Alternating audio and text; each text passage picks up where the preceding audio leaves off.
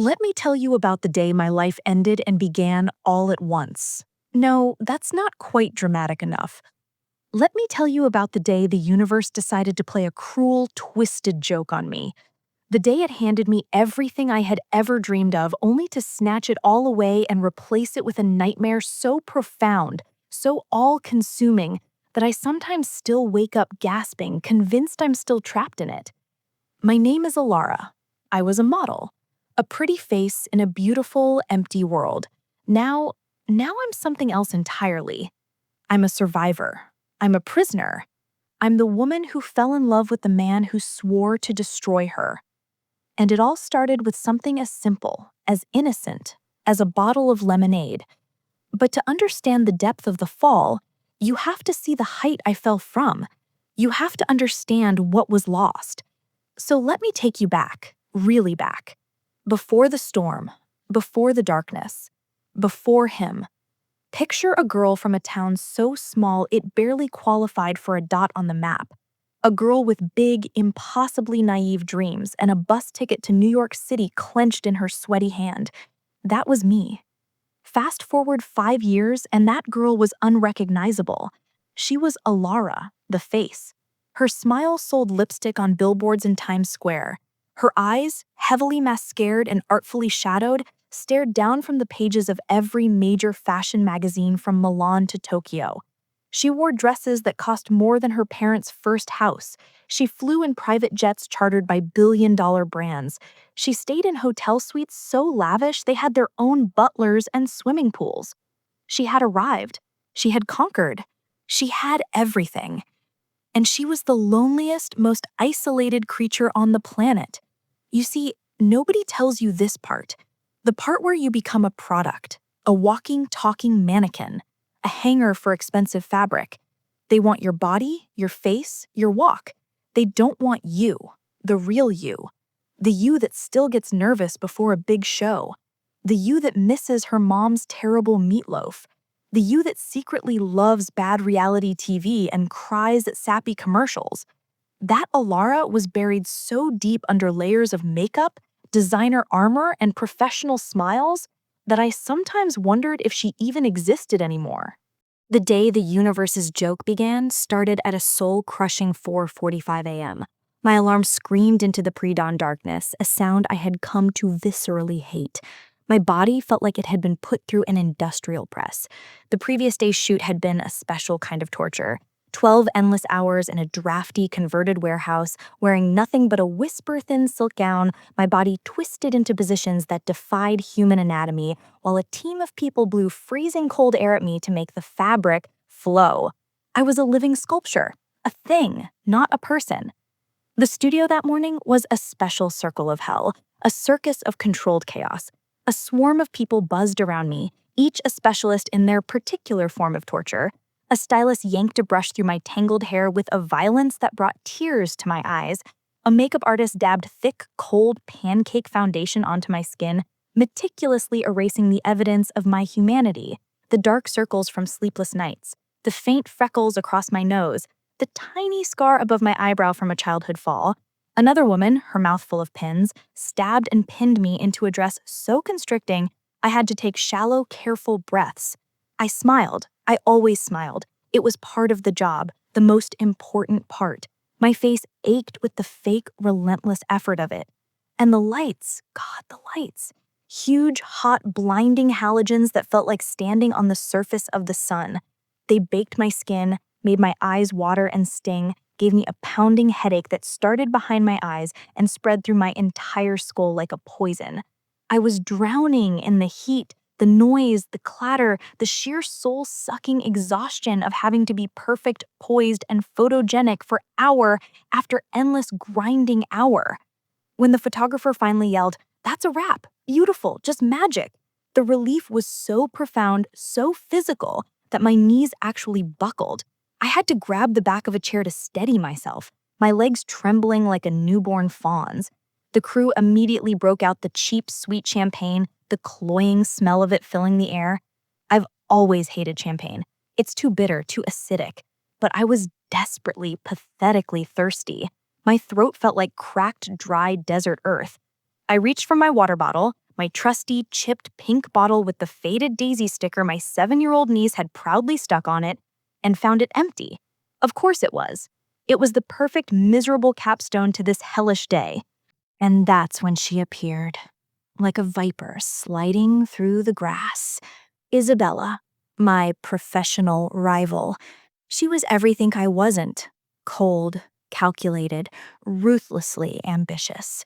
Her beauty was sharp and polished, like a freshly cut diamond, all hard, glittering edges with no softness, no warmth. She glided over to me, a vision in crisp white linen, holding a frosty glass bottle of lemonade. Condensation dripped down the sides like silent, mocking tears. "You look absolutely parched, darling," she cooed, her voice like honey poured over a bed of razor blades. "Here, I have an extra.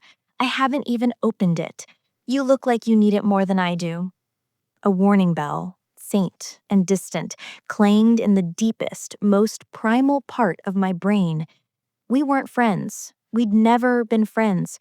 We were competitors, rivals in a vicious, unspoken war. She'd sabotaged a fitting of mine just last week, accidentally spilling a latte on a one-of-a-kind couture gown I was supposed to wear for a cover shoot.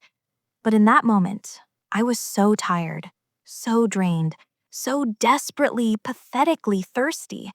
My willpower, my common sense, my very instinct for self-preservation, it all crumbled into dust in the face of that cold, promising, beautiful bottle.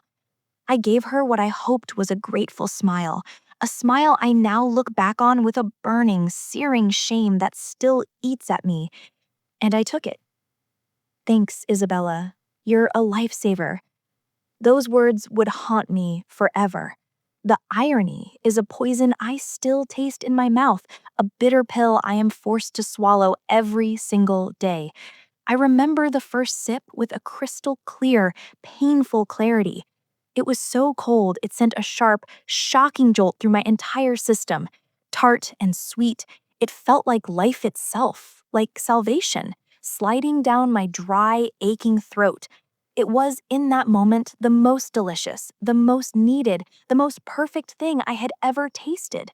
I drank half the bottle in one long, greedy go, right there in the middle of the chaotic, packing up studio, leaning against a wall for support, my eyes closed in momentary bliss.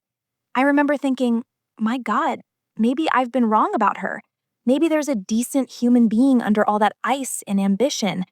Maybe I should be nicer to her. The tragic, stupid naivety of it. It makes me want to scream. I got into my car, the leather seats still warm and welcoming from the sun that had been beating through the windshield all afternoon. I turned the key and the engine purred to life, a familiar, comforting sound in the growing quiet of the evening.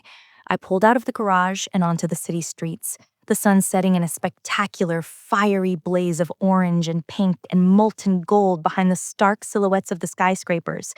It was a breathtakingly, heart-stoppingly beautiful evening, the last truly beautiful, untroubled evening I would ever know. The first sign that something was horribly, terribly wrong was a slight fuzziness, a soft blurring at the very edges of my vision, like an old television set slowly losing its signal. I blinked hard, rubbing my eyes with one hand, blaming the long, brutal day, the harsh, unforgiving lights, the sheer exhaustion. Then, a wave of dizziness hit me, so sudden and so violent it felt like the floor of the car had dropped out from under me. The steering wheel felt alien, slippery, and unresponsive in my suddenly clammy hands. My head was filled with a thick, muffling, swirling fog. Sounds from the outside world became distorted, distant, like I was listening to everything from the bottom of a deep, deep well. "What's happening?" I whispered to myself, but my own voice sounded far away, like it was coming from the end of a long, dark tunnel. My foot, heavy and numb, as if it were no longer a part of my body, slipped from the accelerator. I tried to press the brake, to stomp on it, but my leg was a lead weight, a dead, unresponsive thing, refusing to obey the frantic, screaming commands from my brain. The streetlights and the headlights of other cars bled into long, streaky, nauseating lines of color, a dizzying, terrifying kaleidoscope of light. The world was tilting, spinning, whirling out of control. I was no longer the driver. I was a prisoner, a terrified, helpless passenger strapped into a metal coffin, hurtling towards a certain, violent oblivion. The last thing I saw was a pair of bright, blinding, merciless headlights coming straight for me, growing larger and larger and larger until they were all I could see, a white-hot sun of impending doom filling my entire vision. The last thing I heard was the symphony of my own destruction, the high-pitched, metallic, agonized scream of tearing metal, the explosive, shattering, cacophonous roar of glass, a sound so immense, so final, so all-encompassing, it felt like the universe itself was being ripped apart at the seams. And then nothing. A deep, silent, impenetrable, absolute blackness. Not sleep, not unconsciousness, nothingness. I woke up to the smell. It's a smell I will never, ever, for as long as I live, forget. The sterile, sharp sting of antiseptic, the bleachy, chemical odor of industrial cleaner, and underneath it all, subtle but unmistakable, the faint, coppery, metallic scent of blood. My own blood. My body was a foreign country, a brutalized landscape of pain. Every single inch of me felt bruised, stitched, broken, or battered. A single, buzzing, fluorescent light hummed a monotonous, sickly tune overhead, casting a ghastly, greenish glow over the sterile, blindingly white room. I was in a hospital. A police officer was standing by the window, his back to me, turning his hat over and over in his hands, around and around, a nervous, repetitive motion. His face, when he turned, was grim, his eyes full of a pity so profound, so heavy it made my stomach clench with a dread I could actually taste, metallic and sour at the back of my throat. "Miss Alara," he began, his voice low and carefully measured, like a man defusing a bomb. "There's been a serious accident. You lost control of your vehicle." I already knew that. The memory of the spinning, the impact, the terror was a physical echo in my bones, a phantom pain that I knew, with a sickening certainty, would stay with me for the rest of my life. "You hit another par, a young woman. She didn't make it. She was pronounced dead at the scene." The air left my lungs in a painful, violent whoosh. I couldn't breathe. I couldn't think. I couldn't process. I had killed someone. I had ended a life, a vibrant, breathing human being with a past, a present, a future, with dreams and hopes and fears, and people who loved her, was gone from this world, erased, because I got dizzy, because I drank a stupid bottle of lemonade. The guilt was immediate, a leaden, suffocating weight that settled in the very core of my being, so immense, so heavy, I thought it would press me straight through the thin, lumpy hospital mattress and into the cold, unfeeling ground below. I was a monster, a murderer, a killer. But that guilt, that crushing, soul-destroying, life-obliterating weight, that was just the beginning, the appetizer, the amuse-bouche of suffering. The main course, a 9-course meal of agony, was still being prepared in the deepest, hottest fires of hell, and the chef's name was Matteo Rizzo. They told me about him in hushed, fearful, trembling tones. The nurses would lower their voices to a whisper when they mentioned his name, their eyes darting towards the door. The doctor who checked my stitches would glance nervously over his shoulder, as if expecting the door to be kicked down by demons at any moment.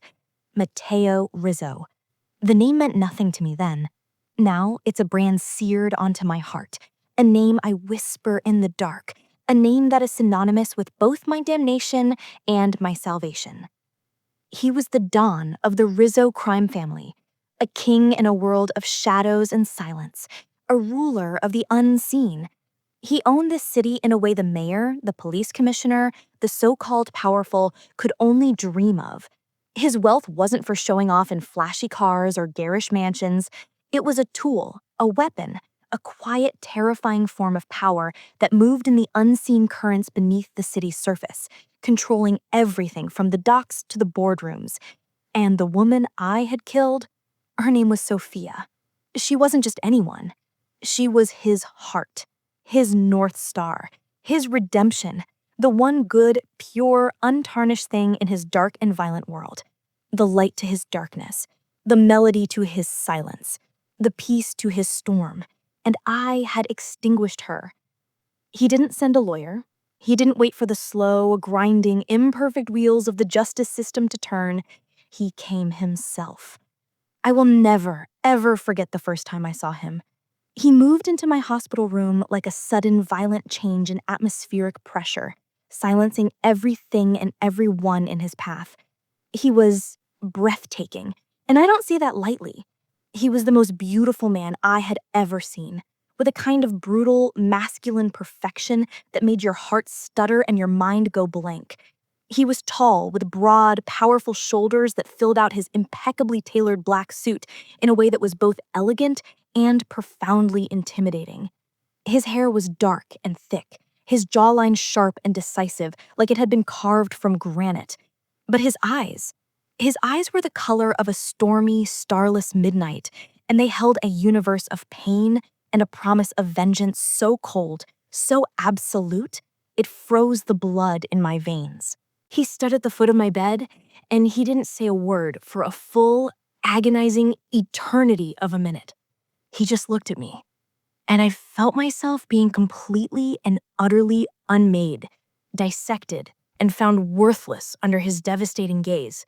I was nothing, a bug, a stain on the floor he was considering scraping off his expensive shoe. Finally, he spoke. His voice was low, a silken, controlled, deadly whisper that was 1,000 times more terrifying than any shout could ever be. Alara, he said, and my name sounded like a death sentence on his lips, a verdict handed down from a merciless judge. The police have their investigation, but I have my own sense of justice. Prison is too impersonal for you, too easy, too kind. I don't want you behind bars. I want you right here, in the world, where I can see you. Your life, little bird, is now my personal project, and I am going to ruin it, piece by piece. And with that, he turned and left. The room felt colder, emptier, more terrifying in his absence. The threat hung in the air, thick and poisonous, a toxin I had already breathed in, a seed of pure dread that had taken root in my soul and was already beginning to grow. He was a man of his word. The ruin began almost immediately, a slow, meticulous, surgical, cruel dismantling of my life. It was subtle, precise, almost artistic in its execution, at first. A phone call from my agent, his voice strained, apologetic, and faintly fearful. Alara, I'm so sorry. The Vivian campaign, they're going in a different direction. It was the biggest, most lucrative, career-making contract of my life. The one that was supposed to cement my status as a genuine supermodel, to elevate me into the stratosphere. Gone. Vanished into thin air, as if it had never existed. Then my apartment. I'd saved for years for that place. It wasn't just an apartment, it was my sanctuary, my proof that I had made it, my little piece of the world that was truly, wholly mine. It had huge, beautiful bay windows that flooded the living room with golden, hopeful morning light, and a little wrought iron balcony where I grew herbs in chipped terracotta pots. Rosemary, thyme, basil. It smelled like home, like safety, like peace. The day before I was due to sign the final papers, to make it officially mine, I got a call from a nervous, stammering realtor. An anonymous buyer had swooped in with an all-cash offer, Tens of thousands over the asking price. No contingencies. The seller, of course, couldn't refuse. I was out, displaced, homeless. I found out later, of course, who the anonymous buyer was. He didn't even want the apartment. He never set foot in it. He just didn't want me to have it. He wanted me to have nothing. No safety. No peace.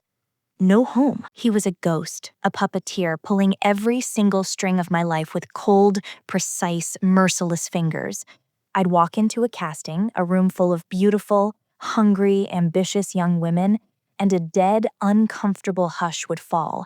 The designers who once fought over me, who told me I was their muse, their inspiration, now couldn't meet my eye.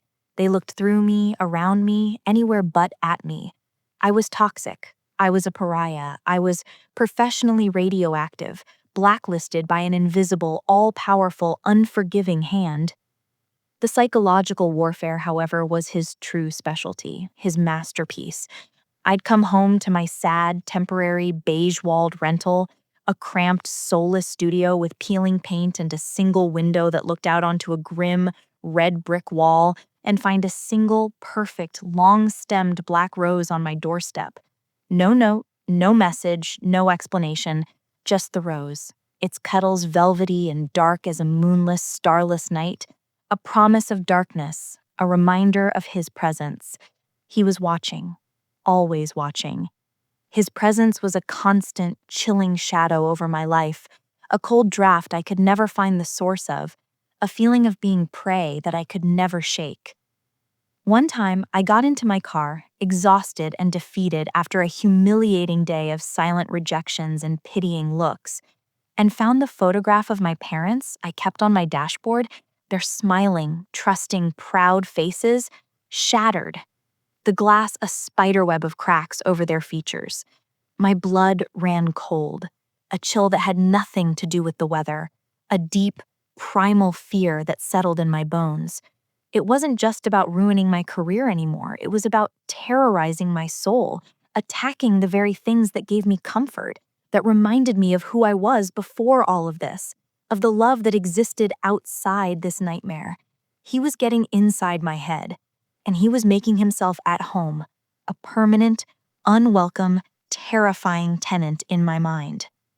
But the worst, the absolute gut-wrenching worst, were the times he got close, the times he made it physical, the times the shadow took form and I could feel the heat of his body, the whisper of his breath on my skin. It happened in a multi-story parking garage late one night after another failed, soul-crushing audition. The air was cold and stale, smelling of gasoline, damp concrete, and despair. My heels clicked a lonely, echoing, pathetic rhythm on the ground, the sound bouncing off the cold, hard, uncaring walls. I was almost at my car, my body aching with a fatigue that went straight to the bone, my spirit crushed, fumbling in my purse for my keys with numb, clumsy fingers when a shadow detached itself from a concrete pillar. Matteo. My heart leapt into my throat, beating a frantic, panicked, wild rhythm against my windpipe, so hard I thought it might burst. He didn't rush. He never rushed. He moved with the languid, confident, terrifying grace of a predator who knows his prey has nowhere to run, nowhere to hide. I backed up until the cold, unyielding metal of my car door pressed against my back, trapping me, caging me. He didn't speak. He didn't need to. He just closed the final, small distance between us, his body caging me in, pressing against mine. I was acutely, painfully, shamefully aware of every point of contact. The hard, unyielding wall of his chest against my softness. The solid, powerful, threatening strength of his thighs. He was so much bigger than me, so much stronger. A force of nature contained in a devastatingly tailored suit. One of his hands came up, and I flinched, my whole body bracing for a blow, for pain. But he simply took my wrists, his grip like iron manacles, cold and unbreakable, and pinned them above my head against the cold glass of my car window. The chill of the glass bit into my skin. His other hand held a gun. He didn't wave it around. He didn't shout.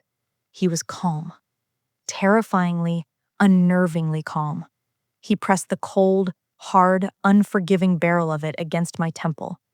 The metal was shockingly, brutally cold against my skin, a brand of terror. I stopped breathing. The world narrowed, tunneled to the single, terrifying suspended moment, to the scent of him, bergamot, sandalwood, and something uniquely, dangerously male, something dark and wild and inexplicably, treacherously alluring. His face was inches from mine. I could see the faint lines of exhaustion and pain at the corners of his eyes, the dark, sexy shadow of stubble along his strong, defined jaw. I could feel his warm breath, a soft, regular, intimate caress against my lips. My body was screaming in primal, animal fear, but a treacherous, shameful, confused part of me was hyper-aware of his proximity, of the raw, untamed, potent masculine power radiating from him. It was confusing, it was wrong, it was sick, and it was undeniably, powerfully intoxicating. "I'm tired of playing games, little bird," he whispered, his voice a low, intimate, vibrating thrum that traveled through my entire body, setting every nerve ending on fire with a mixture of terror and something else I refused to name. "I think I'll finish this today." Tears welled in my eyes, hot and immediate, a betrayal of my own fear, my own weakness. I couldn't stop them. I was so scared, so utterly broken and defeated. One single, traitorous tear escaped, tracing a slow, hot, shameful path down my chilled cheek. And that's when I saw it. A fracture in the ice. A crack in the impenetrable armor. His eyes, which had been burning with cold, calculated, murderous fury, flickered. They dropped to the tear track on my cheek, and for a single, heart-stopping, world-halting second, the monster vanished. I saw a man in profound, unimaginable, soul-deep pain. A man who was lost and broken and trapped as I was. A man who recognized a kindred spirit in suffering. His grip on my wrists loosened just a fraction, the slightest lessening of pressure. The pressure of the gun against my temple lessened, the cold circle of metal becoming less distinct, less immediate. He released me so abruptly I stumbled, my legs buckling beneath me, my body slumping against the car. He took a quick, jerky step back, running a hand through his perfect, dark hair, his chest rising and falling rapidly as if he'd just run a mile. He looked shaken, confused, haunted, as disgusted with himself as I was terrified of him. "Get out of my sight," he snarled, but the command lacked its earlier heat, its conviction. It was hollow, defeated, empty. He turned and walked away, his footsteps echoing in the cavernous, empty, lonely garage until the silence swallowed him whole, leaving me alone in the cold and the dark. I slid down the side of my car onto the cold, dirty, gritty concrete and sobbed. I cried from the sheer, paralyzing, bone-deep fear, from the dizzying, confusing relief, from the sheer mind-bending, soul-shattering confusion of it all. He wanted to destroy me, but the sight of my tears, my weakness, my humanity undid him. He was my tormentor, but in that moment, he had looked at me not with hatred, but with a shared, desperate, profound pain. He was my enemy, but he had looked, for one fleeting second, like my savior. That was the paradox that was Matteo Rizzo, and it was a paradox that was starting to consume me, to eat away at the edges of my hatred and replace it with something far more dangerous, far more complicated: understanding, pity, and maybe, just maybe, a flicker of something else, something I didn't dare to name. Because after that night, things began to shift in a way I couldn't explain, couldn't rationalize. He was still systematically, ruthlessly ruining my life, but now there was a new, baffling, contradictory layer, a strange, twisted, inexplicable form of protection. He was becoming an obsession. For him, and God help me, for me.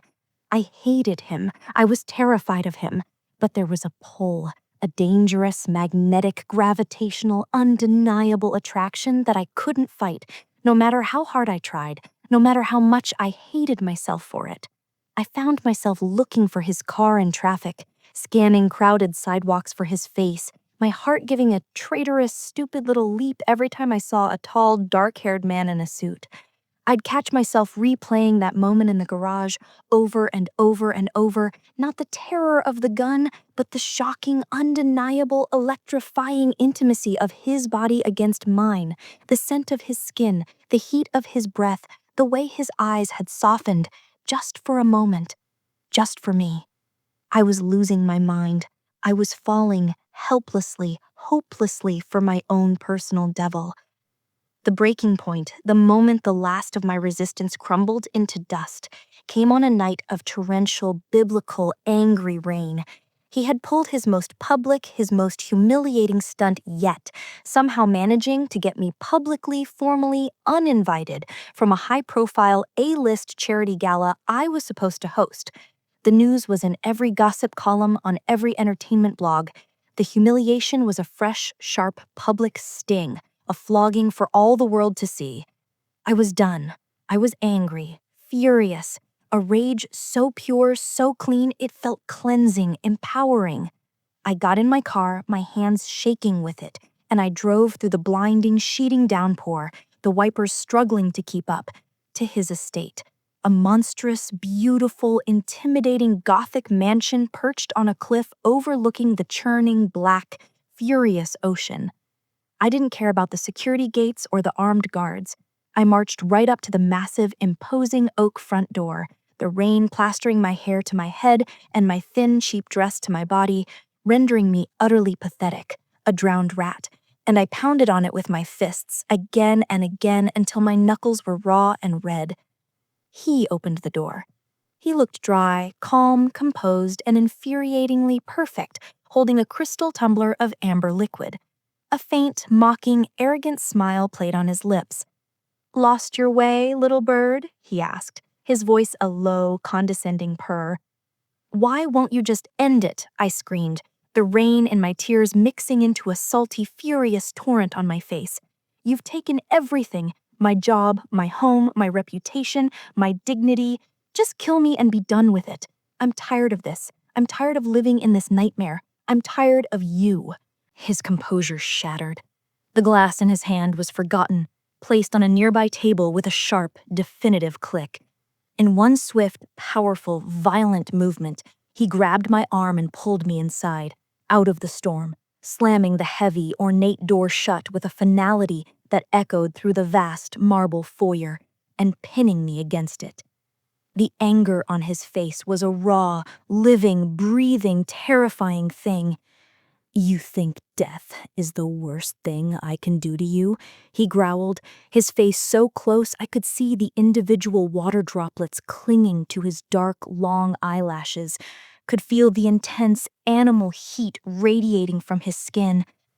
"Death is a mercy. What I feel for you, it's not mercy. It's a sickness, a fever in my blood that I can't break, an infection in my soul. I can't get you out of my head. I dream about you, I hate you, and I want to ruin you, and I want to own every single part of you so that no one else ever can. You have become my punishment and my obsession." And then he kissed me. It wasn't a kiss, it was a collision of worlds. It was anger and grief and a year of pent-up, twisted, forbidden, desperate, hungry desire exploding between us in a supernova of feeling, of heat, of need. His lips were hard and demanding, bruising in their intensity, claiming me, devouring me in a way that was anything but gentle. And I kissed him back, my hands fisted in his wet, expensive shirt, pulling him closer, my body arching against his of its own volition, a traitor to my own mind. I poured all my own confusion, my fear, my rage, my loneliness, my despair, and my shocking, unwanted, undeniable, powerful attraction into that kiss. It was a battle, a war, and we were both losing, surrendering completely. And in that moment, it was the most alive, the most real, the most intensely present I had felt since the accident. It was terrifying and exhilarating and wrong in every possible conceivable way, but it felt like coming home. It felt like fate. It felt like destiny. When we finally broke apart, gasping for air, our chests heaving, we were both breathing as if we'd run a marathon, as if we'd fought a war. The look of sheer, unadulterated, stunned horror on his face mirrored the tumultuous, chaotic, overwhelming storm of emotions I felt in my own soul. What had we just done? He had betrayed the sacred, hallowed memory of the woman he had loved, the woman he was avenging. I had kissed the man who had meticulously, cruelly crafted my personal hell, the architect of my ruin. He took a step back, his chest heaving, his eyes wide with what looked like shock, disgust, and a deep, profound self-loathing. "Get out," he whispered, his voice ragged, torn, broken. I didn't need to be told twice. I didn't want to be there a second longer. I fled. I ran back out into the rain, my heart pounding a frantic, chaotic, confused rhythm, my lips still burning, aching, tingling from the searing, branding heat of his touch, the taste of him, whiskey and rain and man, forever imprinted on my soul, a mark I knew would never, ever fade. Everything changed after that kiss. The overt, obvious revenge stopped. The black roses disappeared. The shattered mementos ceased. The constant, visible reminders of his hatred vanished. He didn't vanish, though. Oh no.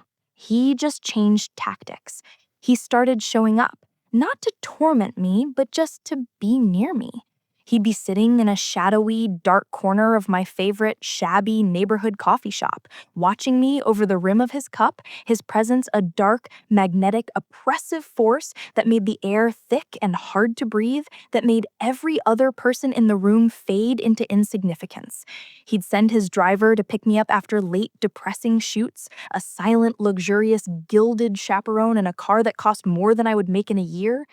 The naked, burning hatred in his eyes was slowly, undeniably, irrevocably being replaced by a burning, intense, all-consuming, possessive obsession that scared me even more than his hatred had. It was a hungry, devouring, claiming look that promised both heaven and hell, salvation and damnation in the same breath. I could see the war raging inside him. A brutal, bloody internal battle that played out across his handsome, tormented face every time he looked at me. The guilt he felt for wanting, for craving the woman he believed had killed his soulmate was a physical, visible weight on his shoulders, a darkness in his eyes. He was torturing himself more effectively, more cruelly, more relentlessly than he had ever tortured me. He was his own worst enemy, his own most brutal inquisitor. And then the real world, the dangerous, violent, deadly world he lived and ruled and commanded in, crashed back into our fragile, delicate bubble of twisted attraction and confusing emotions. I was at a fashion show after party, a glittering, noisy, shallow, superficial affair. I slipped away from the crowd, seeking a moment of quiet, of solitude, backstage among the silent, ghost-like racks of discarded, beautiful clothing. That's when a man, a stranger with dead, empty, soulless eyes, cornered me. He had a knife, the blade catching the dim, backstage light, a sliver of deadly, cold silver. "A message from a friend," he hissed. And I just knew with a cold, sinking certainty in the pit of my stomach that this was from someone Matteo had crossed, a rival, an enemy, a business associate who had been wronged. This was the collateral damage of his world, the blood price of his power, and it was coming for me. Because of him. As he lunged, a blur of motion, Matteo was there. He moved with a brutal, efficient, terrifying, deadly grace that was both awe-inspiring and horrifying to behold. It was over in seconds, a sickening crunch, a grunt of pain, and the man was on the ground, unconscious or worse, and Matteo was pulling me into his arms, holding me so tightly, so desperately, I could feel the frantic, wild, panicked, thunderous beating of his heart against my chest, a frantic rhythm that matched my own. He was shaking. He was actually shaking. "If anyone touches you," he whispered into my hair, his voice deadly quiet, yet shaking with a ferocious, possessive, raw emotion I couldn't name. "They answer to me. Do you understand? You are mine. Mine to protect. Mine to keep. Mine." In that moment, all the lies, all the revenge, all the psychological games, the torment, the pain, it all fell away, stripped bare, meaningless. The truth was laid bare, shining and undeniable in the dim, dramatic backstage light. He wasn't my enemy anymore. He was my protector, my guardian, my avenger. He was in love with me. And the realization was written all over his face, in the desperate, afraid way he held me, in the sheer, undiluted terror in his eyes that had been for me, for my safety, not for himself. And that realization, that beautiful, terrifying, impossible, world-altering truth, was what finally broke him. He didn't speak. Words were useless now, inadequate containers for what was flowing between us. He simply took my hand, his grip firm yet trembling slightly, and led me away from the scene, out of the party and into the waiting town car. The drive to his estate was a silent symphony of tension. He didn't let go of my hand, his thumb tracing slow, absent circles on my skin, a silent apology and a promise. The air in the car was thick, charged with everything that had been confessed and everything that was yet to come. When we arrived, he led me through the grand, silent foyer, up the sweeping staircase, his presence a palpable heat at my back. With every step, the carefully constructed walls around my heart crumbled a little more. He led me not to a guest room, but to the door of his own bedroom, a sanctuary I had never entered. He pushed the door open and guided me inside, finally releasing my hand. The room was vast, dominated by a large bed, and bathed in the soft, silver light of the moon. He turned to face me, and in the quiet darkness, I could see the war in his eyes had been replaced by a raw, unguarded hunger. "I have tried to stay away," he said, his voice a low, rough scrape of sound that vibrated deep within me. "I have tried to hate you. But this feeling for you, it's a force of nature, Ilara, and I am done fighting it." This time when he stepped forward, there was no hesitation. This time when his lips found mine, it was not a battle or a surrender, but a claiming and a gift all at once. It was a kiss that tasted of truth and a desperate, long-denied need. A year of stolen glances and searing touches culminated in this single, devastating connection.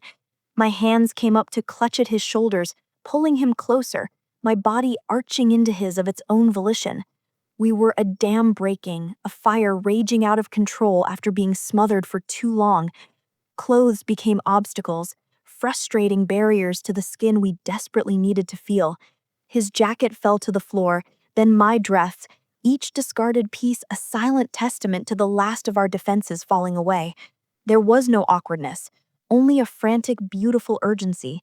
When there was nothing left between us but the moonlight on our skin, he swept me into his arms and carried me to the bed, laying me down as if I were the most precious thing he had ever held. His touch was everywhere, his hands mapping my body with a reverence that stole my breath. This was not just passion, it was a conversation. Every sigh was a question, every caress an answer. It was an exploration, a rediscovery of a territory we were always meant to share. He worshipped me with his lips, his hands, his body, until the world outside this room, outside this moment, ceased to exist. There was only his name on my lips, and my name like a prayer on his. It was a storm of sensation, a dizzying, beautiful free fall, where the only thing that mattered was the feel of his skin against mine, the rhythm of our hearts beating in frantic sync, and the overwhelming, undeniable rightness of it all. Later, tangled in the sheets and each other, the frantic energy had melted into a deep, sated warmth. His arm was a heavy, comforting weight around my waist, his chest a solid wall against my back. The moonlight painted silver lines across the floor and over our intertwined legs. His lips brushed my shoulder, a soft, lingering touch. "I have never," he began, his voice hushed in the quiet dark. "I have never lost control like that. Not with anyone." I turned in his arms to face him, my hand coming up to rest against his jaw. The look in his eyes was one of awe, as if he couldn't quite believe I was real. "Maybe you've never had something worth losing control for," I whispered. He captured my hand, pressing a kiss to my palm. "I was a ghost before you, Ilara, a shadow going through the motions. You—" He shook his head, his dark eyes searching mine. "You brought me back to life, and it was the most terrifying thing that has ever happened to me." In that moment, surrounded by the evidence of our passion, I knew the final piece of the revenge plot had been dismantled. He hadn't just fallen in love with me. He had given me the one thing a man like him never thought he would surrender: his control. And in return, he had given me back my life, my truth, and a future I never dared to dream of. The war between us was over. In its place was this: a peace more profound than any silence, a bond forged in fire, and a love that had been written in the stars long before it was ever written in hate. The next day, he came to my apartment. His face was a mask of cold, hard, impenetrable detachment, a wall he had desperately, frantically rebuilt. But I could see the storm, the agony, the torment of his internal conflict raging in his eyes, in the tight set of his jaw. "This was a mistake," he said, his voice flat and empty, hollow, his gaze fixed on a point somewhere over my shoulder, refusing, unable to meet my eyes. All of it, the attention, it was a game, a final twisted part of the revenge. "You meant nothing. It's over. I'm leaving the city. Don't contact me again." It felt like being sucker punched, hard and deep in the gut, the air violently, cruelly forced from my lungs. I stood there, numb and disbelieving, frozen, as he turned and walked out of my apartment, out of my life, as coldly and finally and decisively as he had entered it. The door clicked shut with a sound of utter, absolute finality, and the silence he left behind was the loudest, most painful, most empty sound I had ever heard. It was the silence of a heart breaking, of a dream dying, of a future dissolving into nothingness. Weeks bled into a miserable, gray, colorless, empty month. I really tried, to pick up the pieces of my shattered life, to glue them back together into some semblance of a person. I went to castings, facing the pity and the scorn and the whispered rumors with a blank, numb face. I tried to eat, but the food tasted like ash, like dust, like nothing. I tried to sleep, but my dreams were filled with him, with his touch, his kiss, his eyes, his absence. I tried to breathe, but my lungs felt tight, constricted, like I was drowning on dry land. But a new, persistent, physical feeling was growing inside me, a feeling that had nothing to do with heartbreak, with grief, with loss. A rolling, constant morning nausea that rose in my throat every single day, relentless and undeniable. A profound, bone-deep, exhausting fatigue that sleep couldn't cure, that rest couldn't touch. A strange new tenderness in my breasts. My body felt different, foreign, alien. It didn't feel like my own anymore. It felt like it belonged to someone else, to something else. Deep down, in a place beyond fear and reason and denial, I think I knew. I knew. But I was too terrified to admit it, to give voice to the terrifying, life-altering possibility. Finally, I couldn't ignore it any longer. The signs were too strong, too persistent, too physical. I bought a test from a pharmacy across town, my heart in my throat, my hands trembling the entire time. I sat on the cold, hard, unfeeling tiles of my bathroom floor, staring at the little white plastic stick as if it were a judge about to pass a life sentence, a verdict that would change the course of my existence forever. My heart was a frantic, wild cage drum against my ribs, so loud, so violent, I was sure the neighbors could hear it, this frantic rhythm of my doom. The seconds ticked by with an agonizing, cruel, torturous slowness. The timer on my phone went off, a cheerful, melodic, ridiculously upbeat little sound that felt obscene and out of place, a mockery in the heavy, suffocating, terrified silence. I looked. My breath caught. My heart stopped. 2 pink lines. Pregnant. Matteo's child. The world stopped. The floor fell away from beneath me. The walls closed in. This changed everything. This wasn't just about my broken heart anymore. This wasn't just about my grief, my loss, my pain. This was a forever connection. An unbreakable, biological, eternal bond to the most dangerous, complicated, beautiful, and broken man I had ever known. A man who had just left me. A man who had told me to my face with cold, flat eyes that I meant nothing. A man who was a mafia boss, a creature of violence and shadows and blood. And I was carrying his child, his heir, his legacy. My hands were shaking so badly I could barely hold my phone, could barely press the buttons. I scrolled through my contacts, my vision blurry with hot, terrified, disbelieving tears, until I found his number, the one he had told me never ever to use. I pressed the call button, my finger trembling, my whole body trembling. It rang once, twice. The sound was deafening, explosive in the crushing silence of my apartment. And then he answered.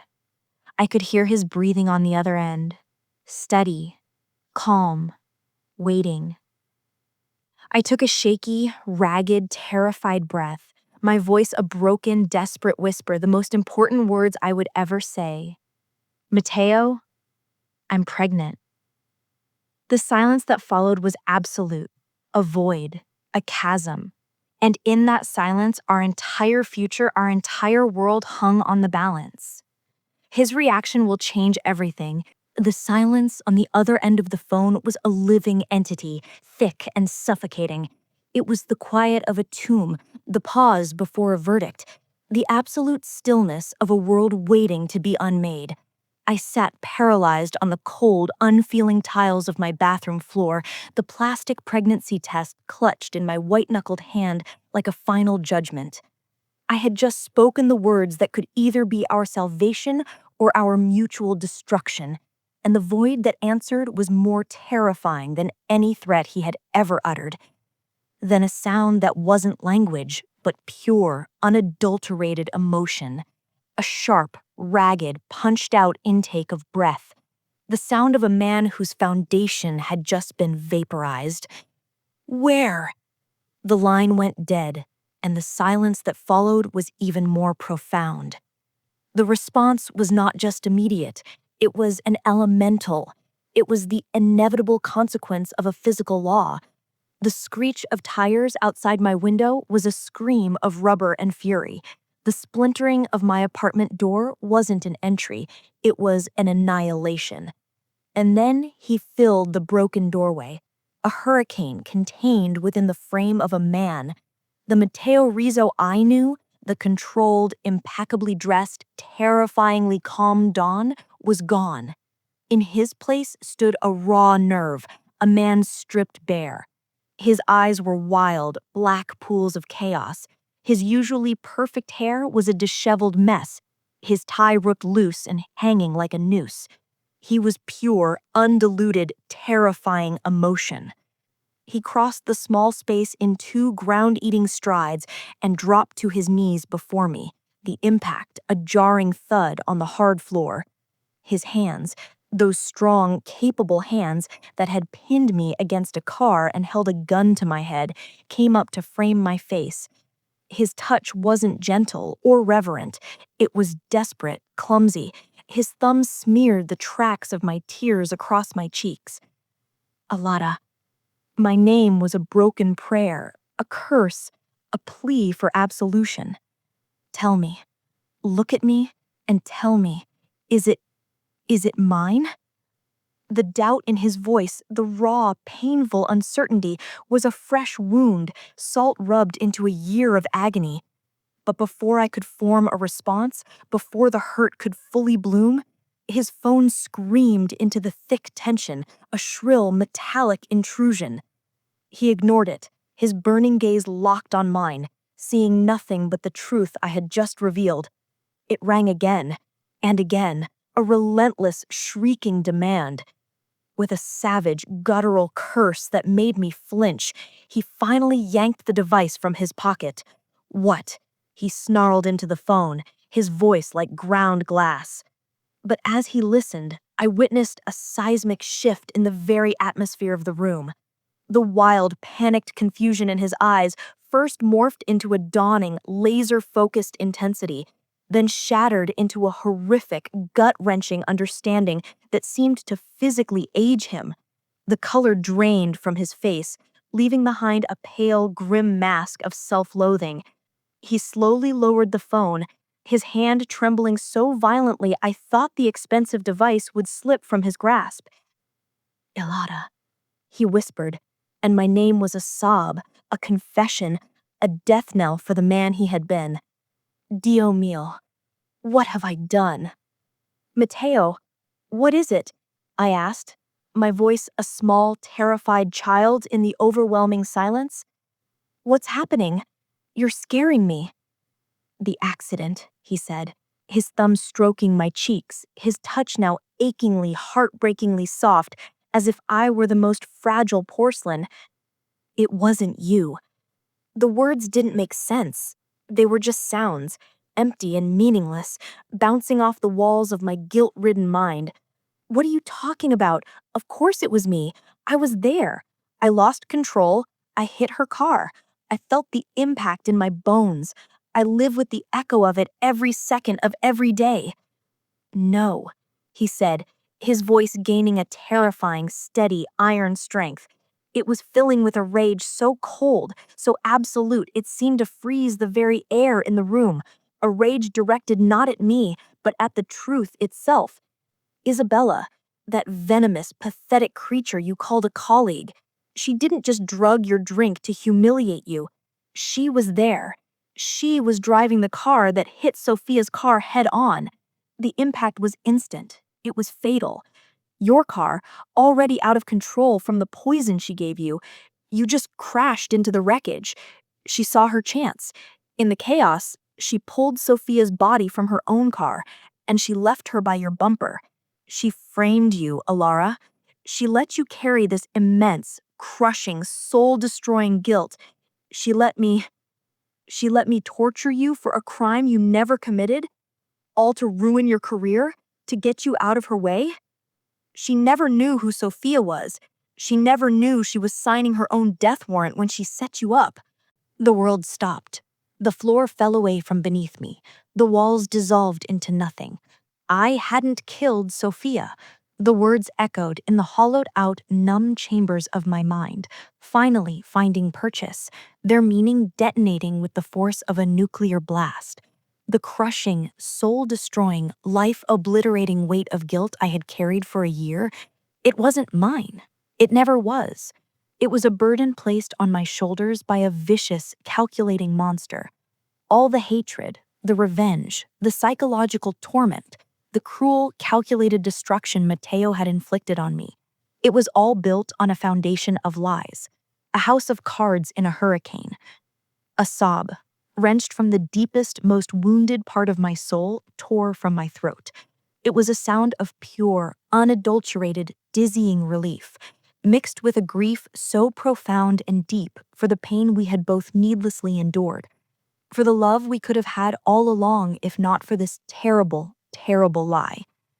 Matteo pulled me into his arms, holding me so tightly, so desperately, I thought our bones might fuse together, that we might become one person, one entity, forged in this shared pain and newfound, devastating truth. "I'm so sorry," he murmured over and over again, his lips against my hair, his own body shaking with the force of his emotions. "I'm so sorry, my love. My beautiful, innocent, strong Ilara. I will spend the rest of my life making this up to you. I swear it on my life, on our child's life." And then he kissed me. This kiss was nothing like before. That was a battle, a violent clash of anger, pain, and forbidden attraction. This kiss was a surrender. It was an apology written in the language of lips and tongue. It was a vow sealed not with words but with feeling. It was soft and deep and full of a desperate, aching, reverent love that washed over me in a healing wave, cleansing the wounds he had inflicted, soothing the scars we both carried. It was a new beginning, a phoenix rising from the ashes of a terrible, terrible lie. The change in him was instantaneous and absolute. Matteo Rizzo, the vengeful, feared Mafia boss, vanished. In his place was a man possessed by a single, all-consuming, ferocious goal: protecting, cherishing, and worshiping me and our baby. He moved me out of my cramped, sad, beige little studio that very day. He didn't ask, he just did it, with a quiet, determined, efficient authority that brooked no argument. He took me to his penthouse. But it wasn't the cold, intimidating, minimalist lair I had imagined. It was a home, a real home. Warm, spacious, filled with soft light from huge windows that looked out over the city. Rich colors in the rugs and art, and the comforting sense of old leather books from his library, and the fresh peonies he had a florist deliver every other day. It was a sanctuary, a fortress, a nest. His protectiveness was a tangible force. He hired the best, most sought-after obstetrician in the city. He read every pregnancy book, every article, every piece of research he could get his hands on. His brow furrowed in intense, adorable concentration. I'd walk into his grand, wood-paneled library late at night and find him asleep in a large, worn leather armchair, a copy of What to Expect When You're Expecting splayed open on his chest, his reading glasses perched on his nose. The man who once held a gun to my head would now spend hours with his head resting gently on my growing round belly, his voice a soft, rumbling, deeply soothing murmur as he talked to our baby in a mix of English and melodic Italian. "Ciao, piccolino," he'd whisper. "I am your papa, and I will move heaven and earth. I will burn the whole world down to keep you and your mama safe. You will never know a day of fear. You will only know love. I promise you this." But the dangerous world he came from didn't disappear. A week after I moved in, one of his capos, a man named Marco with a permanent sneer and cold eyes, came to the penthouse for a meeting. I was passing by the study to get a glass of water when his gaze landed on me, lingering on my slightly rounded stomach with a look of blatant disrespect. "So, this is the little bird who finally trapped the great Matteo Rizzo. I have to admit, I'm surprised you let her live this long, boss, let alone get comfortable." Before I could even process the insult, Matteo was out of his chair. He didn't shout, he didn't make a sudden move. He simply stood, and the room seemed to shrink, the air growing thin and cold. He walked around his desk until he was standing directly in front of Marco, his presence an immovable wall. "You will look at her with respect." Matteo's voice was dangerously quiet, each word a shard of ice. "You will speak of her with reverence. She is not a little bird. She is the mother of my heir. She is your future. The next time you look at her, you will see the legacy of this family. Do you understand the words coming out of my mouth, Marco?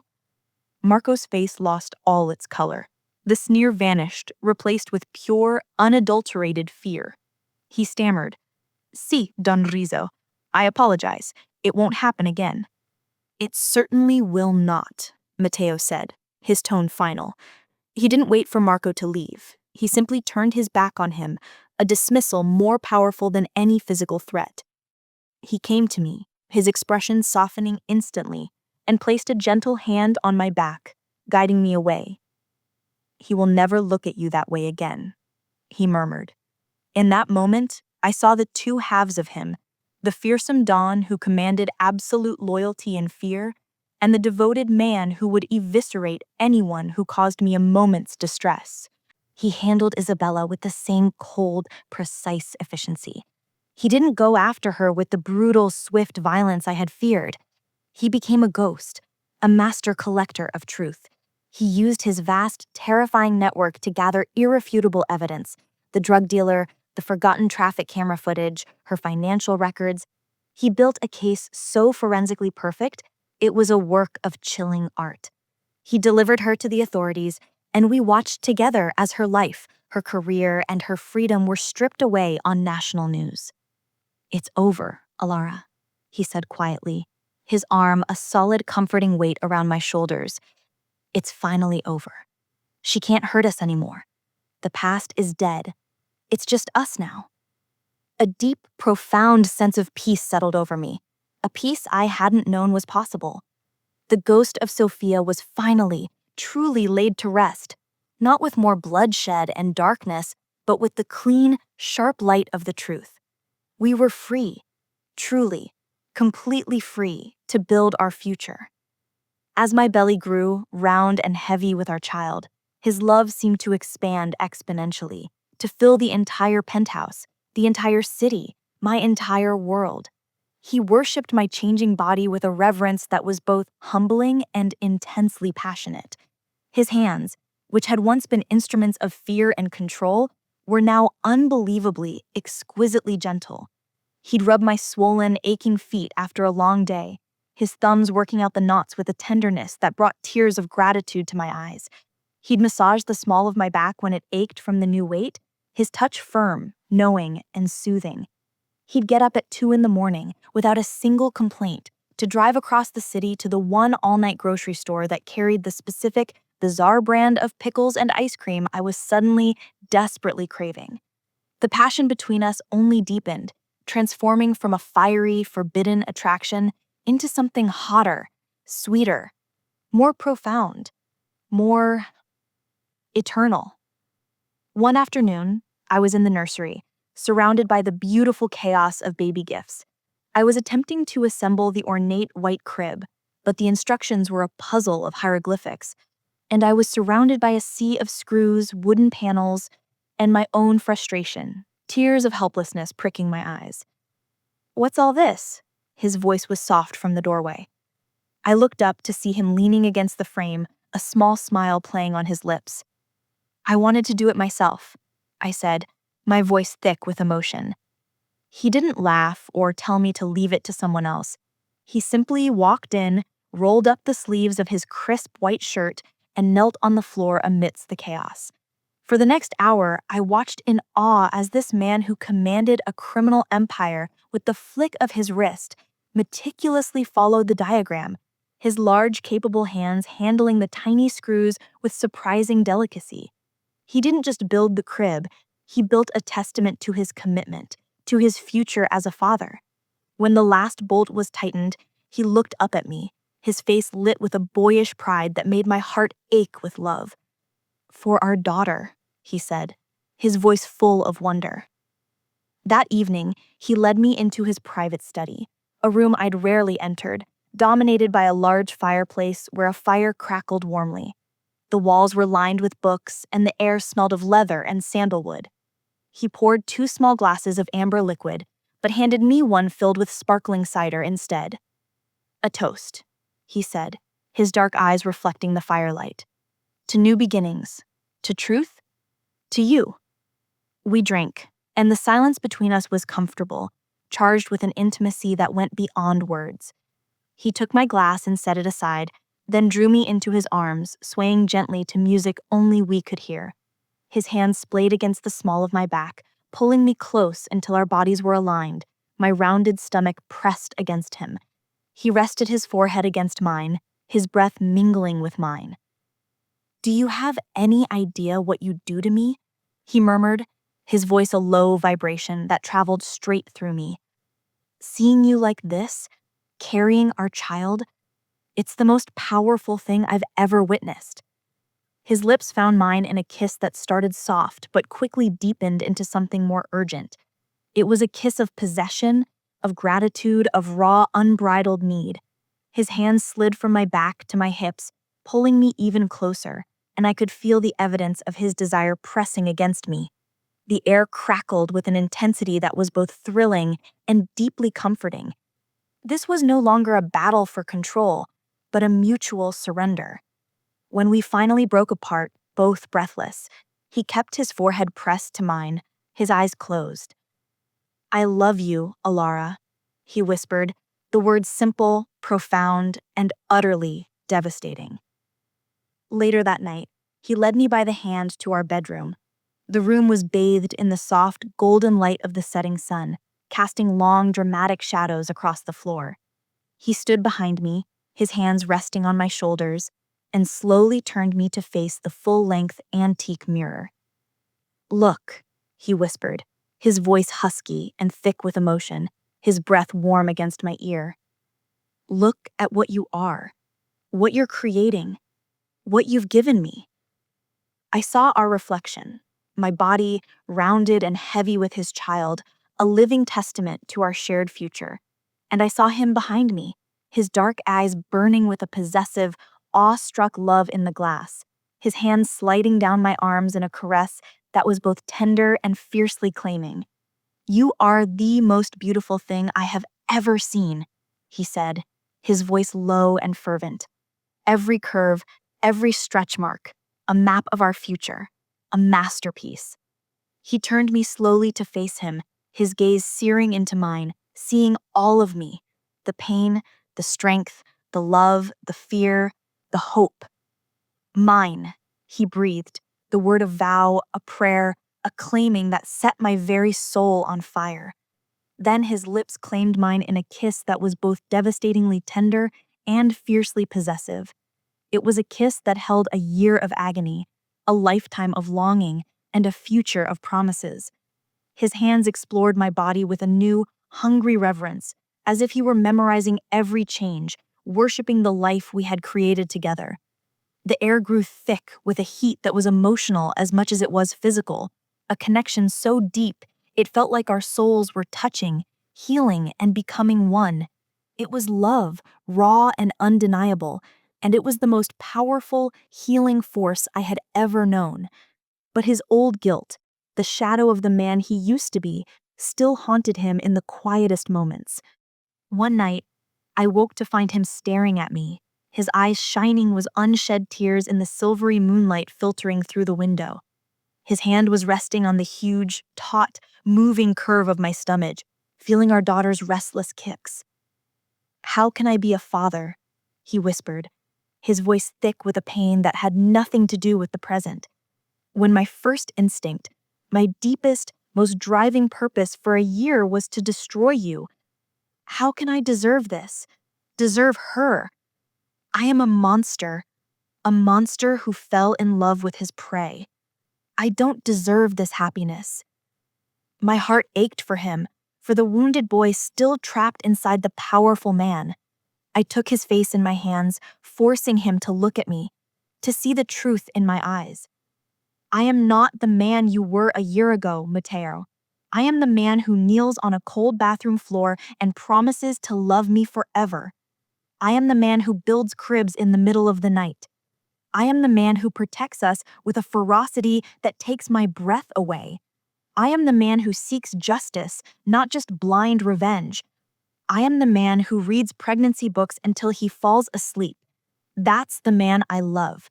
That's the man I chose. That's the man who will be her father, the only father she will ever need or want."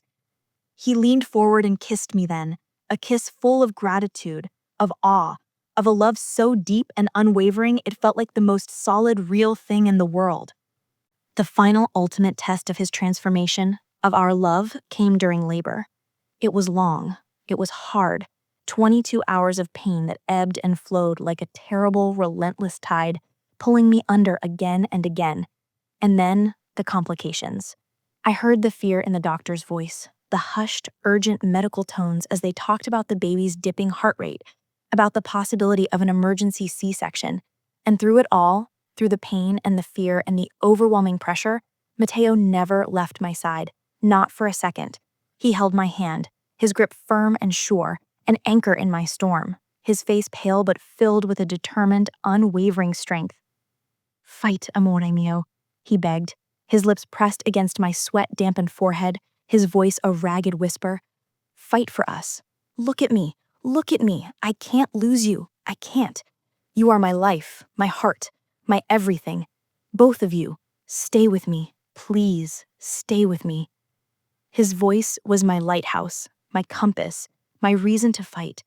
I held on to it. I held on to him, pouring all my strength, all my love into that connection. And then, the most beautiful, miraculous sound in the world pierced through the pain and the fear. A strong, healthy, indignant cry filled the sterile delivery room. Our daughter. The relief was a physical, overwhelming wave, so powerful it left me trembling, weeping, utterly spent, and utterly euphoric. Matteo kissed me, his tears of relief and joy mixing with the sweat on my skin. "You did it, my brave, brave, incredible love. You did it. You gave us a daughter." They placed our tiny, swaddled, perfect daughter in his arms, and I witnessed a miracle. This large, powerful, dangerous man, this dawn of a powerful crime family, this creature of shadow and command, cradling this tiny, pink, perfect, squirming little human.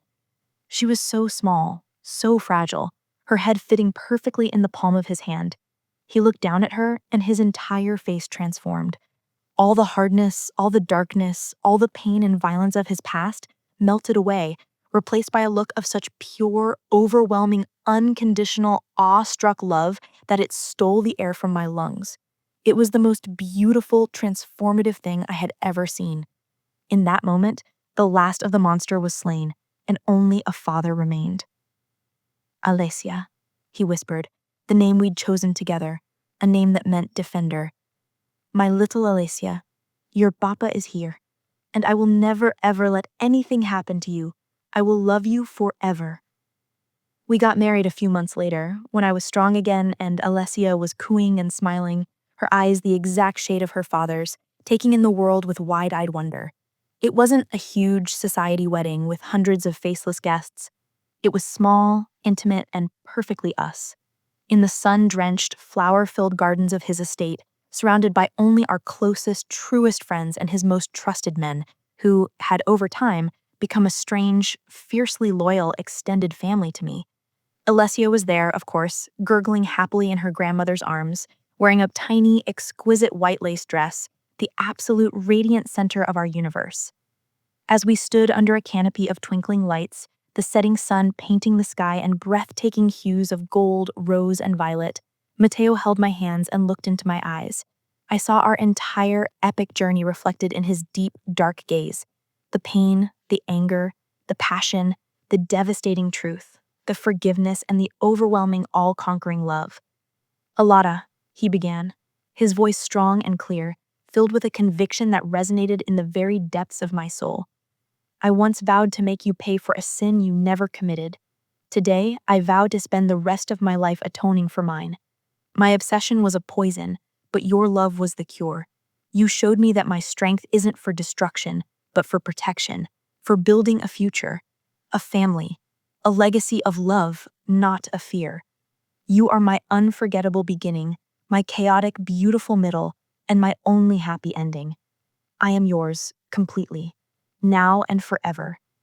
As he slipped the simple, elegant platinum band onto my finger, right next to the stunning diamond engagement ring that he had given me on one knee while Alessia slept in my arms, I knew our story was more than a romance.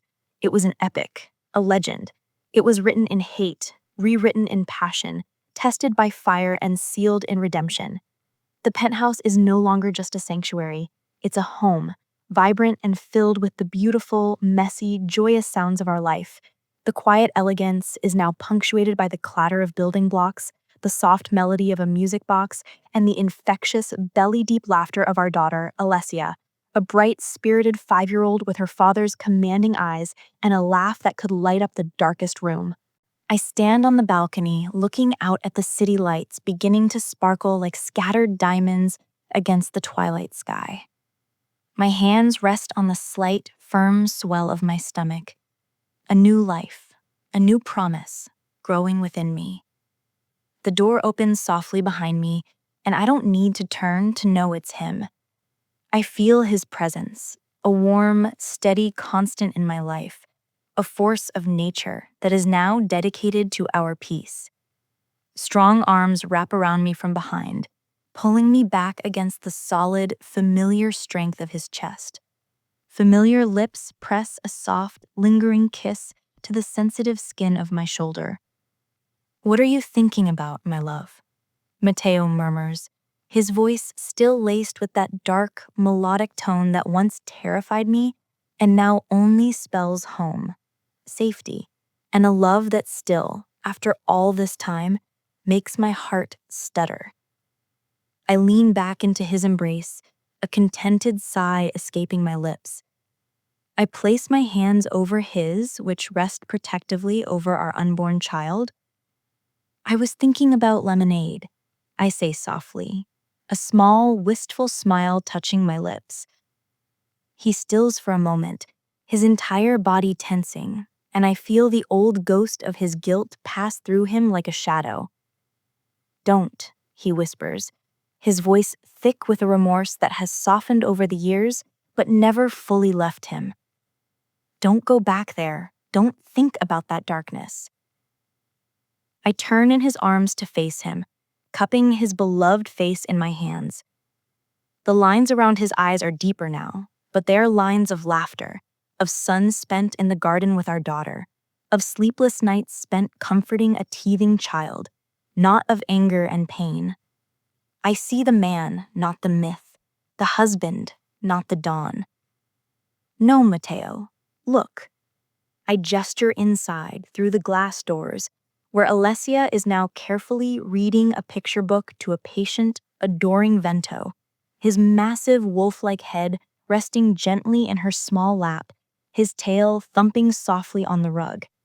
This, all of this, our family, our happiness, this little life growing inside me, it all started there. That single, twisted, terrible event set us on this path. You can't regret the path when it led you here, when it led you to us. He looks from our daughter to me, his eyes scanning my face as if seeing me for the first time every day. He sees the peace in my eyes, the love that has replaced the fear, the future we have built from the ruins of our past. He leans his forehead against mine, his breath mingling with mine, a sacred space we have created for just the two of us. "You took a story of hate and revenge, and you rewrote it into a story of love. You saw the man buried under the monster. You reached for me when all I deserved was your hatred. You saved me, Alara, in every way a person can be saved." He kisses me then, a kiss that is gentle and full of a promise that has already been fulfilled 1,000 times over. It's a kiss of gratitude, of peace, of a love that has been tested by fire and emerged unbreakable. The mafia boss who vowed revenge found his forever, his redemption, his true heart in the woman he was supposed to destroy. And our forever built on a foundation of forgiveness and a love that refused to be broken is more beautiful than any dream I ever dared to have.